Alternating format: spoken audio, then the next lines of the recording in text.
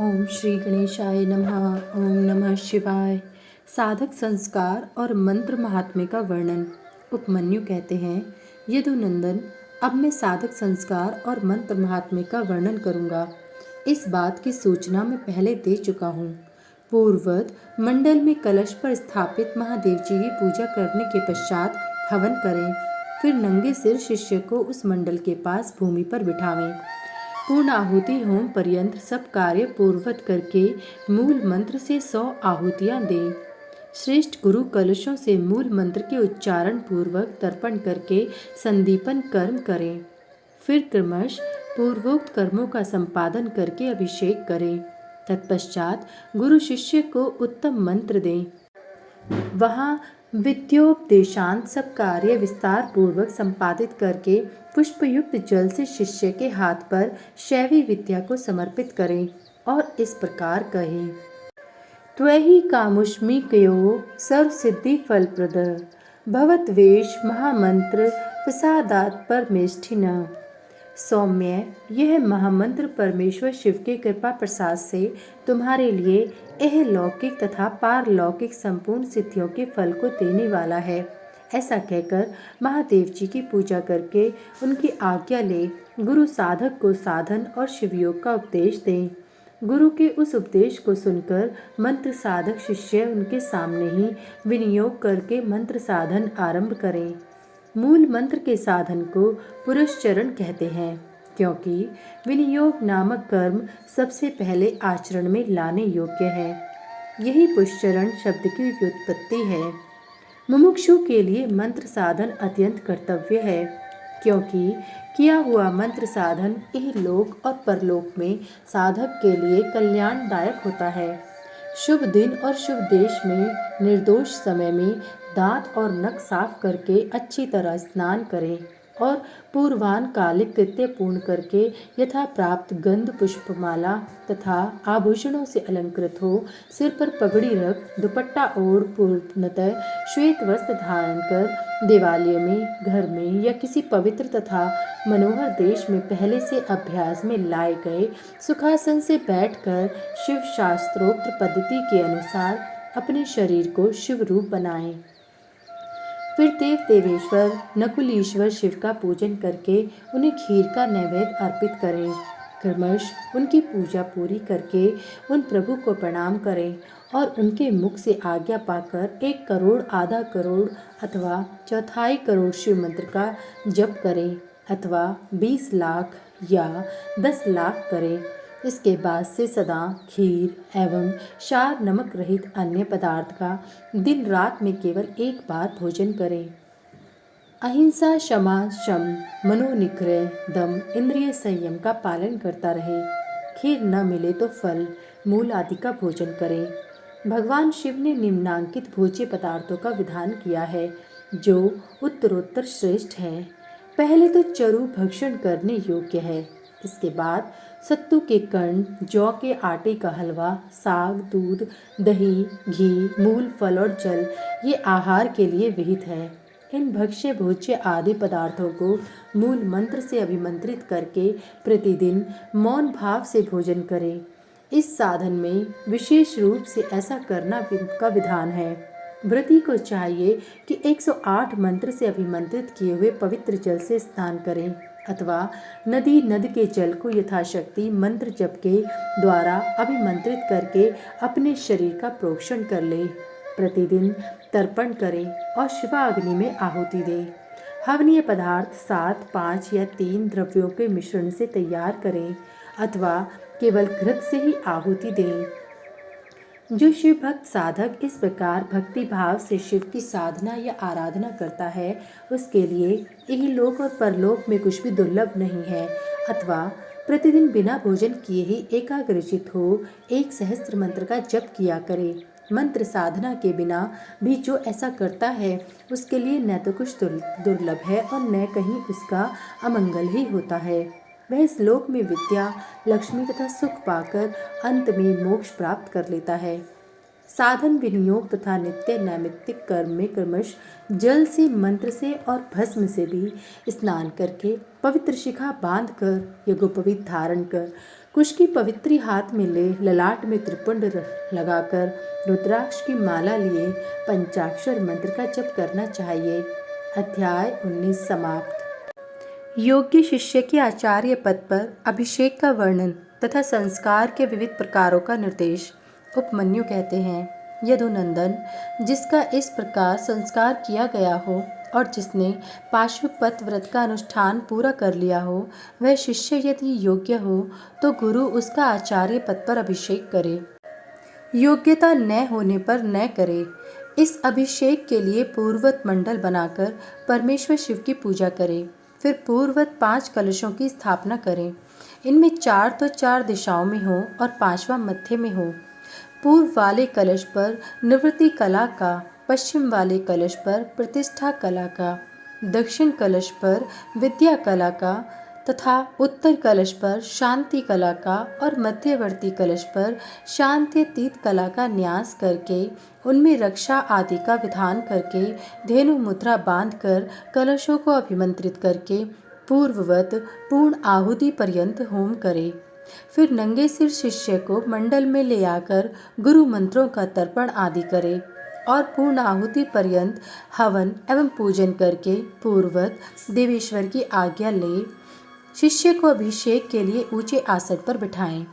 पहले सकलीकरण की क्रिया करके पंचकला रूपी शिष्य के शरीर में मंत्र का न्यास करे। फिर उस शिष्य को बांधकर शिव को सौंप दे। तदंतर निवृत्ति कला आदि से युक्त कलशों को क्रमश उठाकर शिष्य का शिव मंत्र से अभिषेक करे। अंत में मध्यवर्ती कलश के जल से अभिषेक करना चाहिए। इसके बाद शिव भाव को प्राप्त हुए आचार्य शिष्य के मस्तक पर शिव हस्त रखे और उसे शिवाचार्य की संज्ञा दे। तदंतर उसको वस्त्राभूषणों से अलंकृत करके शिव मंडल में महादेव जी की आराधना करके 108 आहुति एवं पूर्ण आहुति दे। फिर देवेश्वर की पूजा एवं भूतल पर साष्टांग प्रणाम करके गुरु मस्तक पर हाथ जोड़ भगवान शिव से यह निवेदन करें, भगवनस्त्वत् प्रसादेन देशी कोयम मया कृत अनुग्रह तव्यादेव दिव्याज्ञास्मे प्रदीयताम। भगवान, आपकी कृपा से मैंने इस योग्य शिष्य को आचार्य बना दिया है। देव, अब आप अनुग्रह करके इसे दिव्य आज्ञा प्रदान करें। इस प्रकार कहकर गुरु शिष्य के साथ पुनः शिव को प्रणाम करें और दिव्य शिव शास्त्र का शिव की ही भांति पूजन करें। इसके बाद शिव की आज्ञा लेकर आचार्य अपने उस शिष्य को अपने दोनों हाथों से शिव संबंधी ज्ञान की पुस्तक दे। वह उस शिवागम विद्या को मस्तक पर रखकर फिर उसे विद्यासन पर रखें और यथोचित रीति से प्रणाम कर उसकी पूजा करें। तदंतर गुरु उसे राजोचित चिन्ह प्रदान करें, क्योंकि आचार्य पदवी को प्राप्त हुआ पुरुष राज्य पाने के भी योग्य है। तत्पश्चात गुरु उसे पूर्वाचार्यों द्वारा आचरित शिव शास्त्रोक्त आचार का अनुशासन करे, जिससे सब लोकों में सम्मान होता है। आचार्य पदवी को प्राप्त हुआ पुरुष शिव शास्त्रोक्त लक्षणों के अनुसार यत्नपूर्वक शिष्यों की परीक्षा करके उनका संस्कार करने के अनंतर उन्हें शिव ज्ञान का उपदेश दे। इस प्रकार वह बिना किसी आयास के शौच, क्षमा, दया, अस्पृहा, कामना त्याग तथा अनसूया, ईर्ष्या त्याग आदि गुणों का यत्नपूर्वक अपने भीतर संग्रह करे। इस तरह उस शिष्य को आदेश देकर मंडल से शिव कलशों का तथा अग्नि आदि का विसर्जन करके वह सदस्यों का भी पूजन, दक्षिणा आदि से सत्कार करे, अथवा अपने गुणों सहित गुरु एक साथ ही सब संस्कार करे। जहाँ 2 या 3 संस्कारों का प्रयोग करना हो, वहाँ के लिए विधि का उपदेश दिया जाता है। वहाँ आदि में ही अद्वैत शुद्धि प्रकरण में कहे अनुसार कलशों की स्थापना करें। अभिषेक के सिवा समयाचार दीक्षा के सब कर्म करके शिव का पूजन और अद्वैत शोधन करें। अद्वैत शुद्धि हो जाने पर महादेव जी की पूजा करें। इसके बाद हवन और मंत्र तर्पण करके दीपन कर्म करें तथा महेश्वर की आज्ञा ले शिव के हाथ में मंत्र समर्पण पूर्वक शेष कार्य पूर्ण करें, अथवा संपूर्ण मंत्र संस्कार का क्रमश अनुचिंतन करके गुरु अभिषेक पर्यंत अद्वैत शुद्धि का कार्य संपन्न करें। वहाँ शांतितीता आदि कलाओं के लिए जिस विधि का अनुष्ठान किया गया है वह सारा विधान 3 तत्वों की शुद्धि के लिए भी कर्तव्य है। शिव तत्व, विद्या तत्व और आत्म तत्व, ये 3 तत्व कहे गए हैं। शक्ति में पहले शिव का, फिर विद्या का और उसके बाद उसकी आत्मा का आविर्भाव हुआ है। शिव से शांत्यतीतात्वा व्याप्त है, उससे शांति कलाध्वा, उससे विद्या कलाध्वा, विद्या से परिशिष्ट प्रतिष्ठा कलाध्वा और उससे निवृत्ति कलाध्वा व्याप्त है। शिव शास्त्र के पारंगत मनीषी पुरुष मंत्र मूलक शांभव शैव संस्कार को दुर्लभ मानकर शाक्त संस्कार का प्रतिपादन करते हैं। श्री कृष्ण, इस प्रकार मैंने तुमसे संपूर्ण यह चतुर्विध संस्कार कर्म का वर्णन किया है। अब और क्या सुनना चाहते हो? अध्याय 20 समाप्त।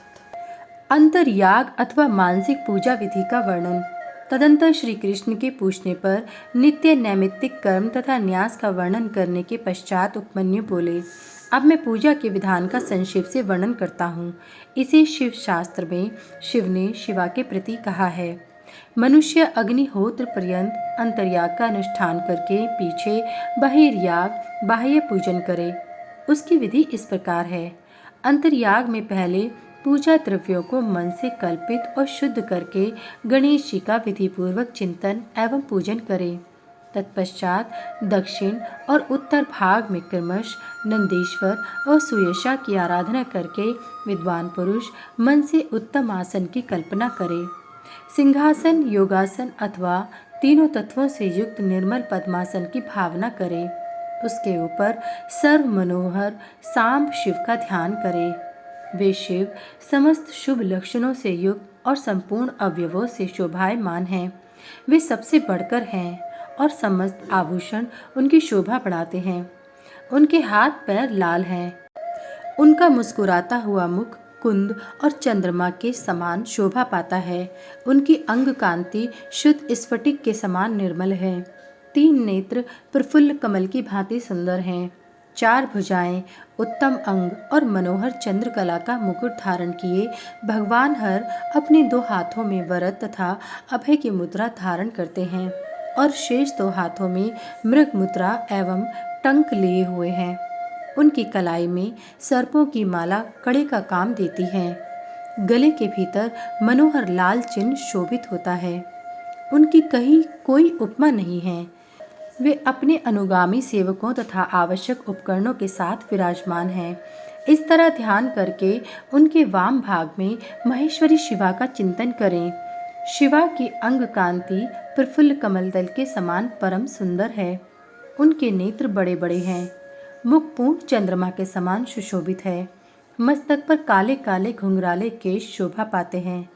वे नील उत्पल दल के समान कांतिमती हैं। मस्तक पर अर्धचंद्र का मुकुट धारण करते हैं। उनके पीन पयोधर अत्यंत गोल घनीभूत ऊंचे और स्निग्ध हैं। शरीर का मध्य भाग कृश है। नितंब भाग स्थूल है। वे महीन पीले वस्त्र धारण किए हुए हैं। संपूर्ण आभूषण उनकी शोभा बढ़ाते हैं। ललाट पर लगे हुए सिंदूर तिलक से उनका सौंदर्य और खिल उठा है। विचित्र फूलों की माला से गुम्फित केशपाश उनकी शोभा बढ़ाते हैं। उनकी आकृति सब ओर से सुंदर और सुडौल है। मुख लज्जा से कुछ कुछ झुका है। वे दाहिने हाथ में शोभाशाली सुवर्ण में कमल धारण किए हुए हैं और दूसरे हाथ को दंड की भांति सिंहासन पर रखकर उसका सहारा ले उस महान आसन पर बैठी हुई हैं। शिवा देवी समस्त पाशों का छेदन करने वाली साक्षात सच्चिदानंद स्वरूपिणी हैं। इस प्रकार महादेव और महादेवी का ध्यान करके शुभ एवं श्रेष्ठ आसन पर संपूर्ण उपचारों से युक्त भाव में पुष्पों द्वारा उनका पूजन करें अथवा उपर्युक्त वर्णन के अनुसार प्रभु शिव की एक मूर्ति बनवा लें। उनका नाम शिव या सदाशिव हो। दूसरी मूर्ति शिवा की होनी चाहिए। उसका नाम माहेश्वरी शरणविंश अथवा श्री कृष्ण हो। फिर अपने ही शरीर की भांति मूर्ति में मंत्र न्यास आदि करके उस मूर्ति में सत असत से परे मूर्तिमान परम शिव का ध्यान करें। इसके बाद बाह्य पूजन के ही क्रम से मन से पूजा संपादित करें। तत्पश्चात समिधा और घी आदि से नाभि में होम की भावना करें। तदंतर भूमध्य में शुद्ध दीप शिखा के समान आकार वाले ज्योतिर्मय शिव का ध्यान करें। इस प्रकार अपने अंग में अथवा स्वतंत्र विक्रय में शुभ ध्यान योग के द्वारा अग्नि में होम पर्यंत सारा पूजन करना चाहिए। यह विधि सर्वत्र ही समान है। इस तरह ध्यान में आराधना का सारा क्रम समाप्त करके महादेव जी का शिवलिंग में वेदी पर अथवा अग्नि में पूजन करें। अध्याय 21 से 23 तक समाप्त। सभी वेद और पुराण सुनने के लिए हमारे इस चैनल को सब्सक्राइब करें और सभी वीडियो को लाइक करें। अगर मुझसे पढ़ने में कोई त्रुटि हो गई हो तो कृपया मुझे क्षमा करें और कमेंट में हर हर महादेव लिखना ना भूलें। भगवान भोलेनाथ की कृपा आप सब पर सदैव बनी रहे। हर हर महादेव। जय भोलेनाथ।